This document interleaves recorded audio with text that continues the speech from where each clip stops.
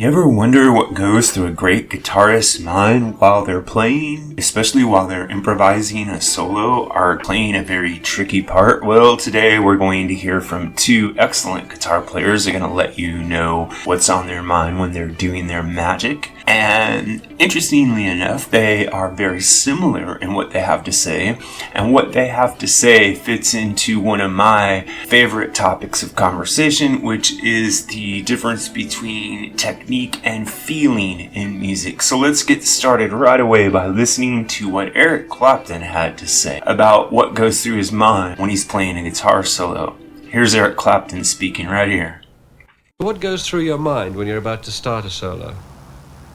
I go through all kinds of, and you've got a brief span of like 10 seconds before, you've stopped singing and you think, right, I've got to play something now, and you go through 100 different changes in your head about what approach you're going to take. And usually, by the time you've gone through those changes, it's time, you see? And it's just like someone shoved you through a door and you've suddenly got to do an act. And you just start singing. For me, I just start singing. If that's the groove, and it will be. That's just me singing, really.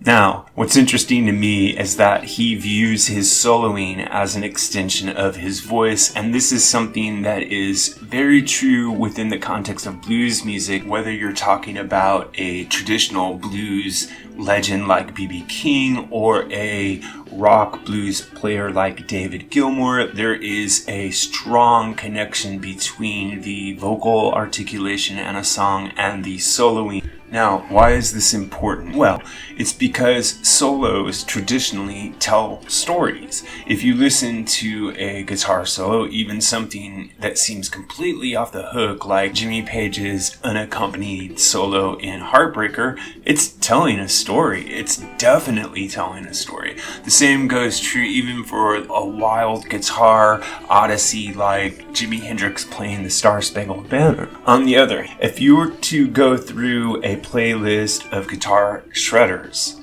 and listen to what they do, you would find yourself struggling to find that same art of storytelling. And there are very many instances in modern music where not just with guitarists, but with all aspects of music, with vocal, with production, with bass, with drums, with guitar, the technique or the polish is threatening to overtake the power of storytelling. And this is one of the reasons I feel that so much of the music that's being made these days is considered to be subpar. There are, of course, other reasons, but one of the reasons is this increasing emphasis placed on technique at the expense of feeling and storytelling.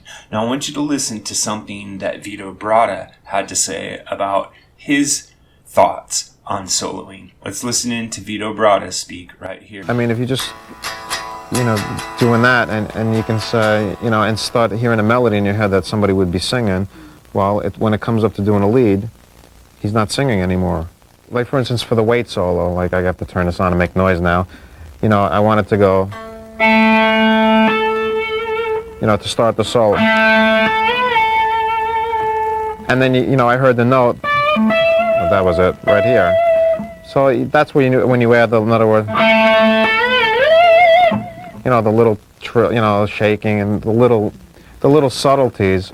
But originally you hear and it's like, that's a melody. Mike could have sang it, and that's, I piece it together. He's saying essentially the same thing that Eric Clapton was saying, only has more of a conscious compositional outlook on it. And this is why I chose to put a clip of Vito Bratta speaking into this video as well, is because he is a technician. He is a shredder.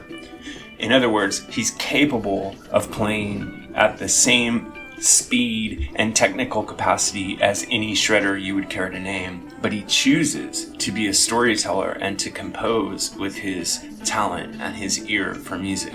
Now, when we get down to the actual topic of what goes through your mind when you're playing a guitar solo, this is something I'd like to ask all of you, whether you are a guitarist or a musician of any kind, what goes through your mind when you're playing? I'm a guitarist, and if you listen really closely, you can hear me playing the guitar in the background of this very video. And I'll even include a snippet of my own guitar playing at the end so you can check it out. And I've been trying to think, what do I think about when I'm playing? Well, it varies. I very rarely am thinking about the guitar, to be honest. I am thinking about playing on time. I am conscious of how I'm feeling. I am trying to put that emotion into my playing, but I'm not thinking about it. In fact, sometimes I could be thinking about something that's completely not connected to playing the guitar at all, and that's often when I get my best results. So I'll be playing the guitar, but actually thinking about taking a bike ride out at the lake, or taking a walk in the woods or something like that. And then when I'm done, when the solo is finished, I listen back to it and it sounds really good, but I'm not actually conscious of anything that I was doing per se.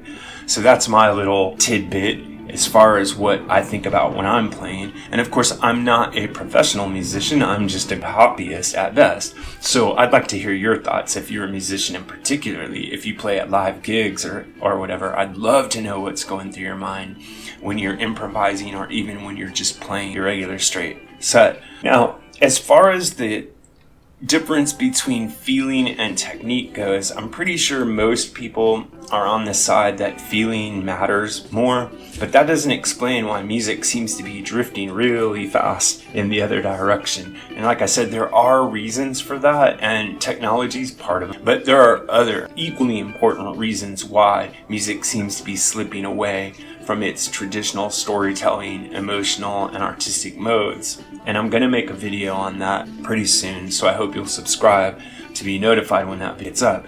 Meanwhile, I'll leave you with this final thought.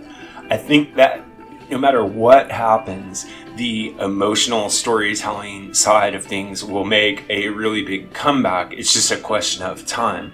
In other words, right now, the ability to make music has never been easier for people, and the ability to find good music has never been more difficult because of how much is out. And eventually, there's going to be kind of a natural selection process, if you will. And I think it will go back to creating a dynamic where great music is again put into really high demand. But right now, there is the lack of a commercial push for it because no one has figured out a way to package it and sell it the way that they used to. This is what I think, but what really matters is what you think. So if you have an idea about this or any other topic connected to classic or contemporary music, please drop it in the section below. And remember to like and subscribe. Thanks a lot.